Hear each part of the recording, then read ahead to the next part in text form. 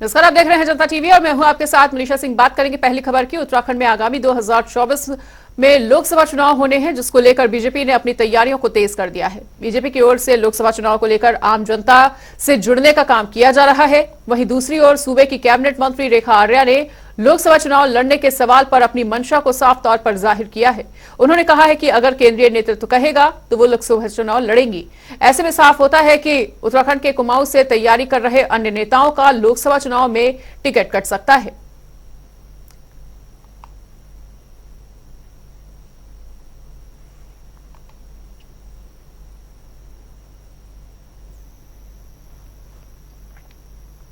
उधर कांग्रेस के वरिष्ठ नेता प्रीतम सिंह को कांग्रेस हाईकमान ने बड़ी जिम्मेदारी सौंपी है और उन्हें छत्तीसगढ़ में होने वाले विधानसभा चुनाव को लेकर सीनियर ऑब्जर्वर नियुक्त किया गया है। बताना चाहेंगे कि प्रीतम सिंह उत्तराखंड कांग्रेस के सीनियर लीडर हैं और प्रीतम सिंह लगातार 6 बार से चक्राता विधानसभा के विधायक भी हैं। पूर्व में कैबिनेट मंत्री, नेता प्रतिपक्ष और प्रदेश कांग्रेस अध्यक्ष की जिम्मेदारी वो निभा चुके हैं। और इस दौरान प्रीतम सिंह ने कहा कि कांग्रेस के राष्ट्रीय अध्यक्ष मल्लिकार्जुन खड़गे, सोनिया गांधी और राहुल गांधी ने मुझे जो जिम्मेदारी सौंपी है, मेरी यही कोशिश रहेगी कि छत्तीसगढ़ में कांग्रेस की सरकार एक बार फिर से स्थापित हो। आगे उन्होंने क्या कुछ कहा, सुनिए। आज हमारे साथ है उत्तराखंड के वरिष्ठ नेता प्रीतम सिंह जी। प्रीतम सिंह जी के कंधों पर कांग्रेस के केंद्रीय नेतृत्व ने एक बड़ी जिम्मेदारी दी है।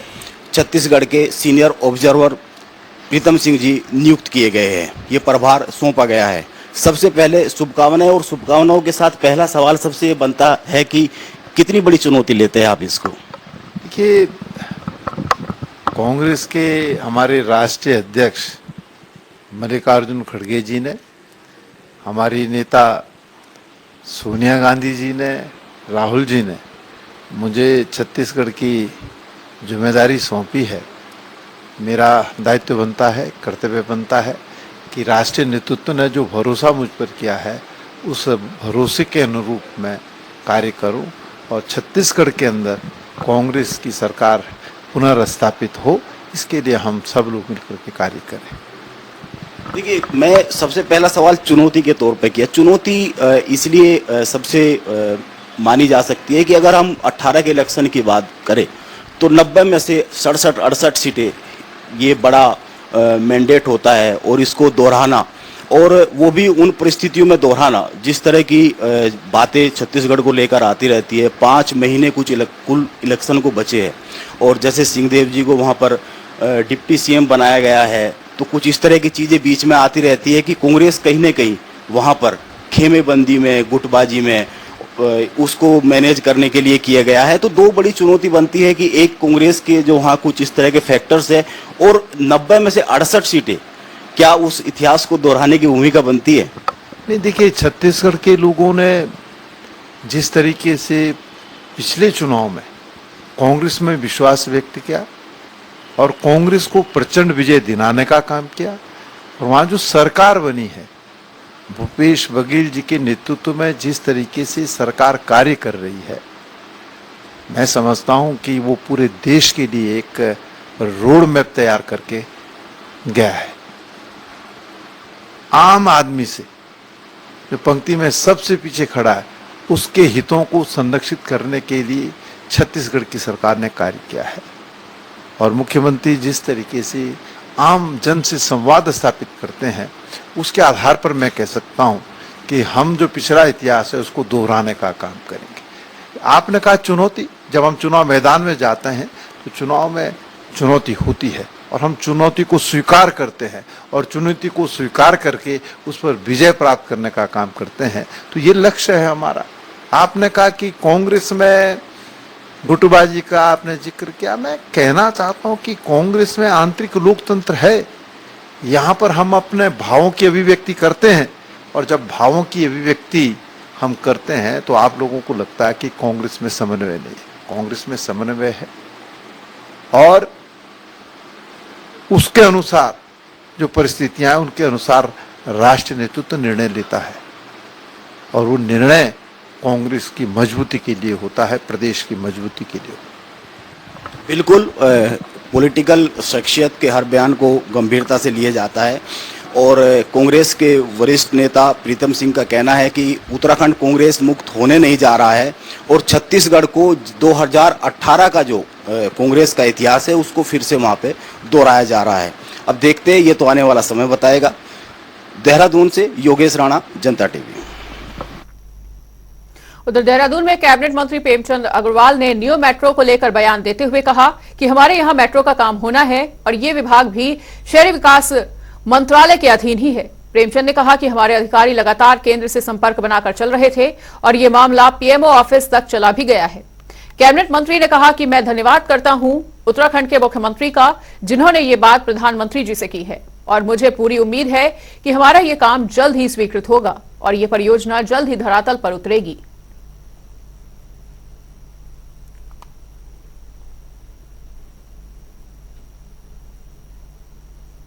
देखिए, मैं आपको शायद जानकारी हो कि हमारे यहाँ मेट्रो का काम होना है और हम जिस प्रकार से मेरे विभाग के अधीन ये विभाग भी आता है और उसके लिए हम लगातार हमारे अधिकारी केंद्र से संपर्क बनाए हुए थे और ये पीएमओ लेवल तक चला गया था। और मैं धन्यवाद कर रहा हूँ माननीय अपने आदरणीय मुख्यमंत्री जी का कि जिन्होंने माननीय प्रधानमंत्री से बात की है। तो मुझे उम्मीद है कि अब हमारा ये काम जो स्वीकृति की स्थिति में बहुत जल्द स्वीकृत होगा।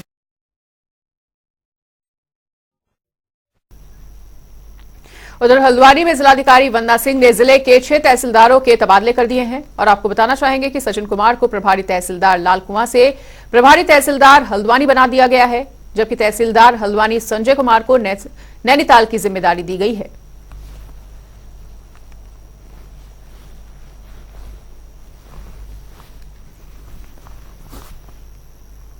उत्तराखंड में तहसील दिवस का आयोजन किया गया, वहीं हल्द्वानी और काशीपुर में भी तहसील दिवस मनाया गया है, जिसमें तहसील स्तर की समस्याओं को लोगों ने डीएम के सामने रखा और इस दौरान जिलाधिकारियों ने समस्याओं को गंभीरता से लेते हुए संबंधित अधिकारियों को शीघ्र अतिशीघ्र समाधान करने के निर्देश दिए।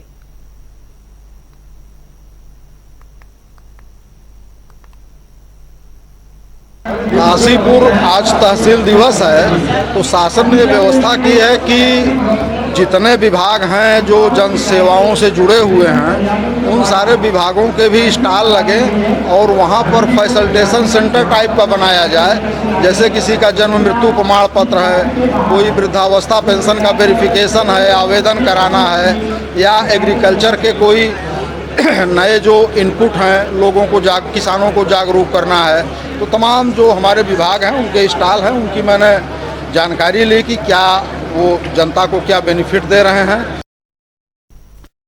राशन कार्ड की बनाने की समस्या और इसके अलावा कुछ बिजली और पानी की समस्याएं आई हैं। स्कूलों में प्रवेश से संबंधित जो समस्याएं हैं उसमें मुख्य रूप से ये है कि कई बच्चे ऐसे हैं जो ड्रॉप आउट हैं या उन्होंने पढ़ाई अभी तक शुरू नहीं की, उनकी एज 11 या 12 वर्ष हो गई है, तो उनको प्रवेश देने के लिए कुछ अभिभावक और उनके बच्चे आए थे। इस संबंध में खंड शिक्षा अधिकारी को निर्देशित किया गया है कि जो नियमों के अनुरूप उनके प्रवेश के लिए आवश्यक कार्रवाई करें और अगले तहसील दिवस से पहले ये सुनिश्चित करें कि उनका एडमिशन स्कूलों में हो जाए। उधर देहरादून के डोईवाला क्षेत्र में एक निजी स्कूल को बम से उड़ाने की धमकी मिलने के बाद क्षेत्र में सनसनी फैल गई और पुलिस को सूचना मिलते ही बम डिस्पोजल स्क्वाड को मौके पर भेजकर बम को ढूंढने की कोशिश भी की गई। हालांकि डिस्पोजल स्क्वाड को कोई बम हाथ नहीं लगा है और बताना चाहेंगे कि एक अनजान ईमेल के जरिए ये मेल स्कूल को मिला। पुलिस ने मामले को गंभीरता से लेते हुए इसकी तफ्तीश शुरू कर दी है और एसओजी और साइबर सेल भी मामले की जानकारी जुटाने में लगा हुआ है। हालांकि पुलिस को आशंका है कि कोई ये शरारती तत्व है।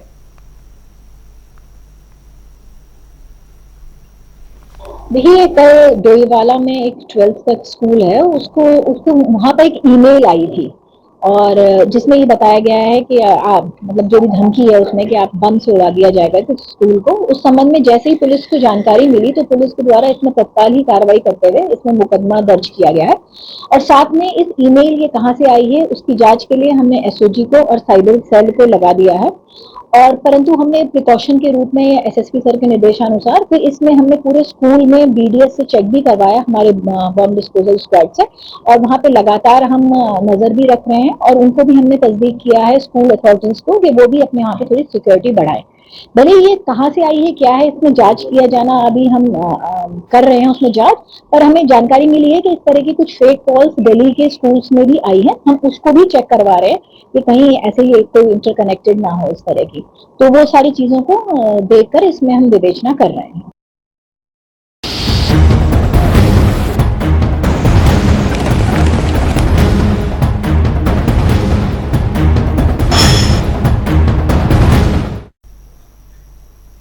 नैनीताल में रुक रुक कर हो रही बारिश के चलते जनजीवन पूरी तरह से अस्त व्यस्त है और भारी बारिश के चलते नदियां और नाले उफान पर हैं। वहीं हल्द्वानी के गोलापार की सूखी नदी में बारिश के चलते पानी आने से विजयपुर गांव का संपर्क कट गया है और हालात इतने ज्यादा खराब हैं कि गांव का रास्ता तक बंद हो चुका है, जिससे लोगों के साथ साथ स्कूली बच्चों को भी समस्या का सामना करना पड़ रहा है।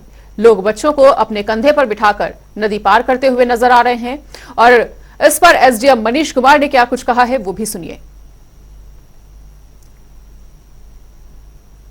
देखिए, सूखी नदी के जब भी इसके कैचमेंट एरिया में बारिश होता है तो कुछ एक समय के लिए, घंटे, 1.5 घंटे, 2 घंटे के लिए बहुत तेज बहाव होता है और पानी का स्तर बहुत ऊंचा होता है। उसके कारण से जो लोग भी उसको नज़रअंदाज करके इसको पार करने की कोशिश करते हैं, उनके लिए खतरा उत्पन्न हो सकता है। पूर्व में भी निर्देश दिए गए थे पुलिस विभाग को कि ऐसे जो भी नाले, रपटे या ऐसे सेंसिटिव स्पॉट्स हैं जहाँ पे इस तरीके की दिक्कतें आ सकती है, वहाँ पर पहले ही पुलिस फोर्स तैनात कर दिया जाए और किसी भी दशा में ऐसे व्यक्तियों को नाला या नदी पार करने न दिया जाए। वहीं गढ़वाल कमिश्नर विनय शंकर पांडे ने देहरादून कैंप कार्यालय में विकास योजनाओं की समीक्षा बैठक की है और बैठक में उन्होंने गढ़वाल मंडल के सभी जिलों के एसडीओ से, माफी चाहेंगे सीडीओ से प्रगति रिपोर्ट भी ली। उन्होंने सभी सीडीओ को हर दिन 15 योजनाओं की समीक्षा के निर्देश दिए हैं और साथ ही योजनाओं के क्रियान्वयन में तेजी लाने के भी उनके द्वारा आदेश दिए गए। इसके साथ ही उन्होंने कई अन्य चीजों पर भी बात की। गढ़वाल के जो 7 जनपद हैं के सभी जो मुख्य विकास अधिकारी थे उनके साथ एक समीक्षा बैठक मैंने रखी थी वीडियो कॉन्फ्रेंसिंग के माध्यम से। उसमें मुख्य रूप से जो हमारे जिला योजना और स्टेट सेक्टर और सेंट्रल स्पॉन्सर्ड स्कीम और जो बाह्य सहायता परियोजनाएं हैं उनकी समीक्षा की, तो उसमें खर्च की स्थिति क्या है। साथ ही साथ जो फ्लैगशिप परियोजनाएं हैं, चाहे वो भारत सरकार की हों और या हमारे राज्य सरकार की हों, इसके अतिरिक्त 20 सूत्री कार्यक्रम की प्रगति की भी समीक्षा की और ये मेरी पहला इंटरेक्शन था सभी सीडीओज के साथ। कुल मिलाकर भी जिला योजनाओं में, चूँकि सभी जनपदों में जिला योजना की जो समिति की बैठक थी काफ़ी विलम्ब से हुई थी और मोर और लेस जून के लास्ट तक आते आते बैठकें हुई और हरिद्वार में अभी 27 तारीख को बैठक संपन्न हुई थी। शासन से लगभग सभी जनपदों को जो प्रथम प्रस्तुति वो रिलीज हो चुकी है और जनपदों ने भी संबंधित कार्यदायी संस्थाओं को धनराशि मुक्त कर दी है। उधर देहरादून में सर्वे ऑफ इंडिया के गेट के कूड़ेदान के पास एक महिला का शव मिलना कानून व्यवस्था पर बड़े सवाल खड़े कर रहा है। यह स्थान राज्य सरकार के एक वरिष्ठ मंत्री के कार्यालय के पास का है और वहीं आप नेता ने कहा है कि भाजपा के शासन में जिस तरह से महिलाओं के साथ अमानुषिक व्यवहार हो रहा है, चरित्र हनन की घटनाएं हो रही हैं, सेक्सुअल हैरेसमेंट की खबरें समय समय पर देश के अलग अलग राज्यों से सुनाई देती हैं, वो अत्यंत चिंताजनक हैं।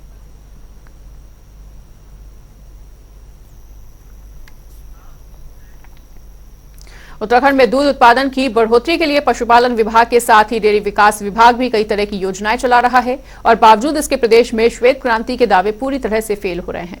प्रदेश में हर साल दुग्ध उत्पादन में तेजी से कमी आ रही है और इस पर डेयरी फेडरेशन निदेशक संजय कुमार खेतवाल ने क्या कुछ कहा, सुनिए। साल में जो प्रारंभ रहा गर्मियों के ऋतु में उससे पूर्व कोविड, वो लंपी की बीमारी की वजह से भी हमारा दुग्ध उत्पादन कम हुआ है, पशुओं की मृत्यु हुई उसमें और जो प्रति पशु दुग्ध उत्पादन होता है उसमें भी गिरावट आई है, जिस कारण से ओवरऑल एक दुग्ध उत्पादन में कमी देखी गई है। लेकिन विभाग में विभिन्न योजनाएं चल रही हैं और हमारा दूर अभियान चल रहा है, जिससे कि हम इस दुग्ध उत्पादन को वृद्धि करने का प्रयास कर रहे हैं। और इसी के साथ रुक कर लेते हैं 2 मिनट में 10 बड़ी खबरों का। उत्तराखंड में 24 के चुनाव से पहले बीजेपी का बड़ा कदम, वहीं बीजेपी चलाएगी मेरी माटी मेरा देश कार्यक्रम। बीएल संतोष की मौजूदगी में कार्यक्रम की रूपरेखा तय। बागेश्वर में उपचुनाव से पहले सियासत जारी, वहीं आयुष विभाग में गलत तरीके से भर्ती के लिए सरकार पर आरोप, कांग्रेस ने सरकार को लिया आड़े हाथों।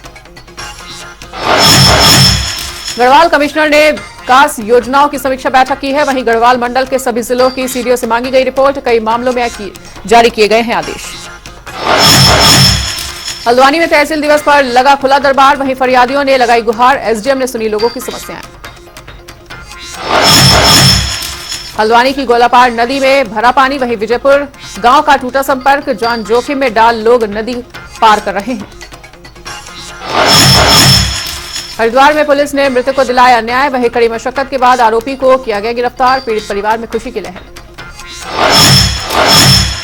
उत्तरकाशी में भूस्खलन के चलते रास्ते हुए ब्लॉक, वहीं आवासीय भवनों और दुकानों पर मंडरा रहा है खतरा। ग्रामीणों में डर का माहौल।